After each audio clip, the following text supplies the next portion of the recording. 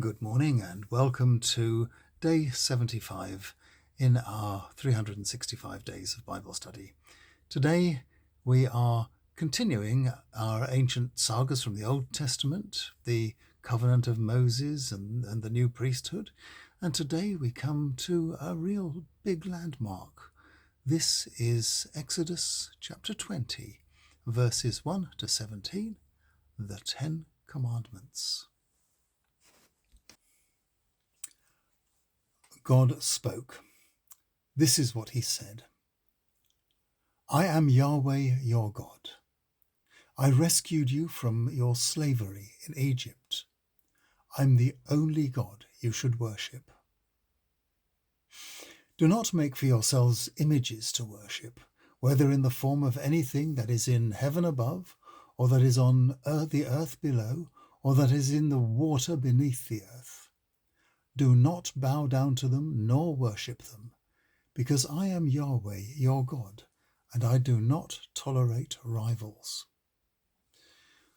I will punish those evil people and their descendants down to the third and fourth generation, but I'll show my dedicated love to thousands of generations of those who love me and keep my commandments.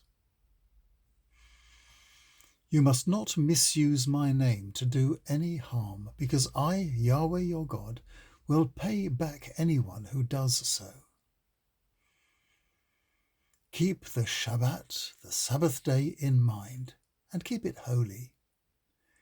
You've got 6 days in which to complete your work, but the seventh day is a Shabbat, a day of rest dedicated to me, Yahweh your God. In it, none of you will do any work, you, your children, your slaves, your beasts of burden, or any foreigners living among you. In 6 days I, Yahweh, made the sky, the earth, the sea, and all they contain. But I rested on the seventh day. That's why I, Yahweh, blessed the Shabbat and made it holy. Respect your parents, and you will live a long time in the land I'm giving you. Do not murder.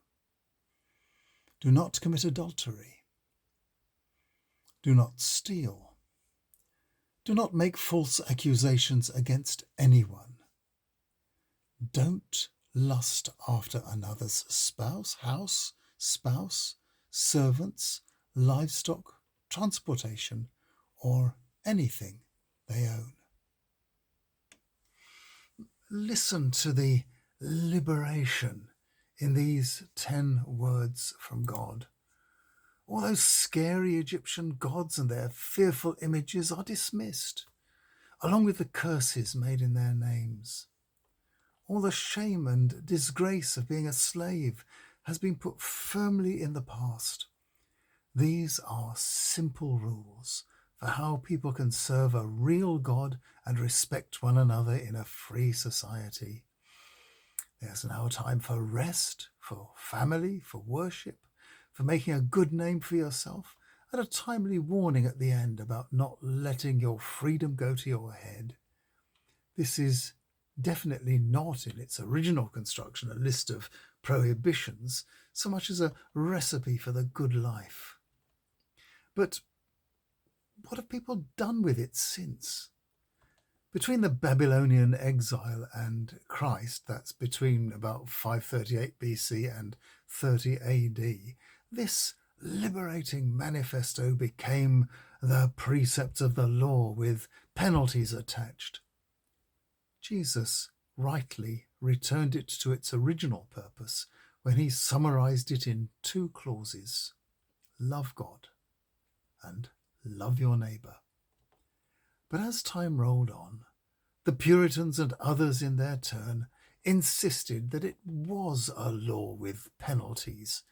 And in England, its words were set up in every parish church to frighten the population into knowing their place and behaving according to the wishes of their superiors. We'll return to the laws themselves from about day 116 onwards. Meanwhile, let us set our hearts on seeing the Ten Commandments for what they are, for what they were originally, the easy terms on which we become God's people and God becomes our God. God gives more to us in these words than is ever expected of us in return. But these revolutionary ideas would take a while to embed in the minds of the Israelites. As we shall see tomorrow, I'll see you then.